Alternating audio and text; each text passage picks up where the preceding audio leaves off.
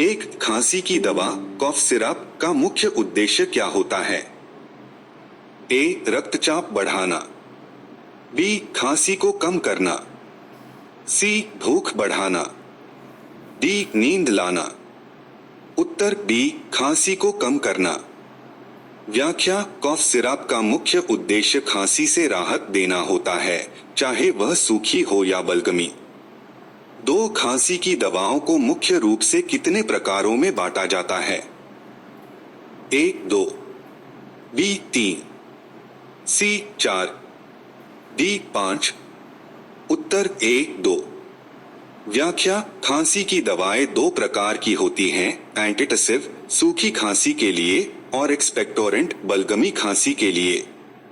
3. Dextromethorphan किस प्रकार की खांसी की दवा है? ए. एक्सपेक्टोरेंट। बी. एंटीटसिव। सी. एंटीहिस्टामीन। डी. एनाल्जीसिक। उत्तर बी. एंटीटसिव। व्याख्या: यह मस्तिष्क में खांसी को नियंत्रित करने वाले केंद्र पर असर डालती है और खांसी को दबाती है। 4. गुएफनेसिन किस श्रेणी की दवा है? ए. एक्सपेक्टोरेंट। बी. एंटीटसिव। सी. सेडेटिव। डी. एंटीबायोटिक। उत्तर ए. एक्सपेक्टोरेंट। व्याख्या: गुएफनेसिन बलगम को पतला करती है ताकि उसे आसानी से निकाला जा सके। 5. कोडीन एक प्रकार की खांसी की दवा है। ए. एक्सपेक्टोरेंट। बी. एंटीटसिव। सी. एंटासिड। डी. एंटीपायरेटिक। उत्तर बी. एंटीटसिव। व्याख्या: कोडीन एक ओपिड है जो खांसी के रिफ्लेक्स को दबाता है। 6. कौन सी दवा बच्चों में उपयोग नहीं करनी चाहिए? ए. एम्ब्रोक्सोल। बी. कोडीन। सी. गुएफनेसिन। डी. डेक्स्ट्रोमेथॉर्फन। उत्तर बी. कोडीन। व्याख्या: कोडीन बच्चों में सांस रुकने का खतरा बढ़ा सकती है, इसलिए निषिद्ध है। 7. एम्ब्रोक्सोल का उपयोग किस प्रकार की खांसी में किया जाता है? ए. सूखी खांसी। बी. बलगमी खांसी। सी. एलर्जी वाली खांसी। डी. नाक बंद होने पर। उत्तर बी. बलगमी खांसी। व्याख्या: एम्ब्रोक्सोल म्यूकस को पतला करता है और उसे बाहर निकालने में मदद करता है। 8. क्लोरफेनिरामिन एक है। ए. एंटीहिस्टामीन। बी. एंटीबायोटिक। सी. एंटासिड। डी. एंटीपायरेटिक। उत्तर ए. एंटीहिस्टामीन। व्याख्या: यह एलर्जी और सर्दी से जुड़ी खांसी में राहत देती है। 9. कॉफ सिरप में कौन सा घटक नींद लाता है? ए. पैरासीटामोल। बी. डेक्स्ट्रोमेथॉर्फन। सी. क्लोरफेनिरामिन। डी. गुएफनेसिन। उत्तर सी. क्लोरफेनिरामिन। व्याख्या: यह एक एंटीहिस्टामिन है जो नींद ला सकता है। 10. खांसी की दवा लेते समय क्या नहीं करना चाहिए? ए. पर्याप्त पानी पीना। बी. शराब का सेवन। सी. आराम करना। डी. डॉक्टर की सलाह लेना। उत्तर बी. शराब का सेवन। व्याख्या: शराब दवा के साइड इफेक्ट्स बढ़ा सकती है, जैसे नींद या चक्कर।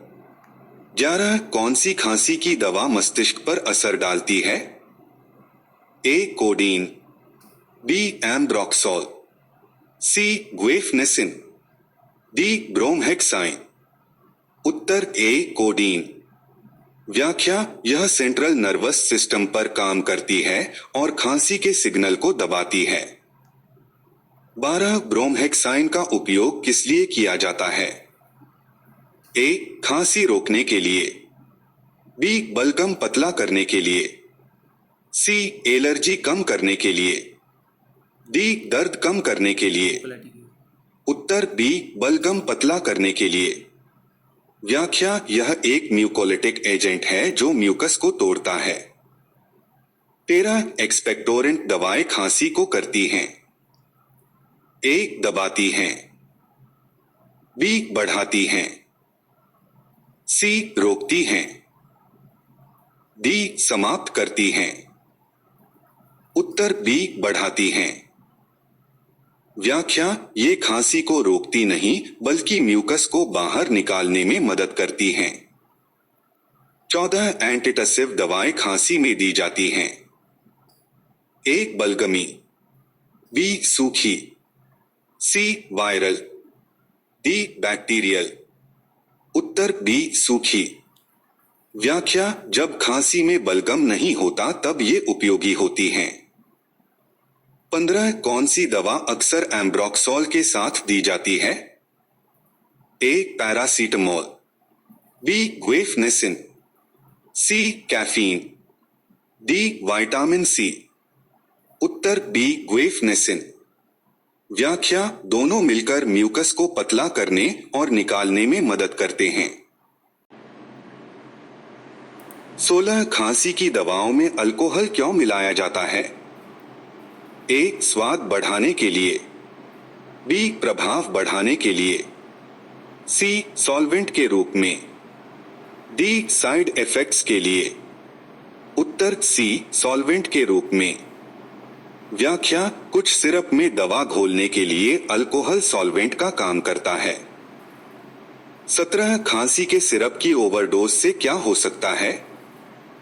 ए सिरदर्द, बी बेहोशी, सी मतली, डी उपरोक्त सभी।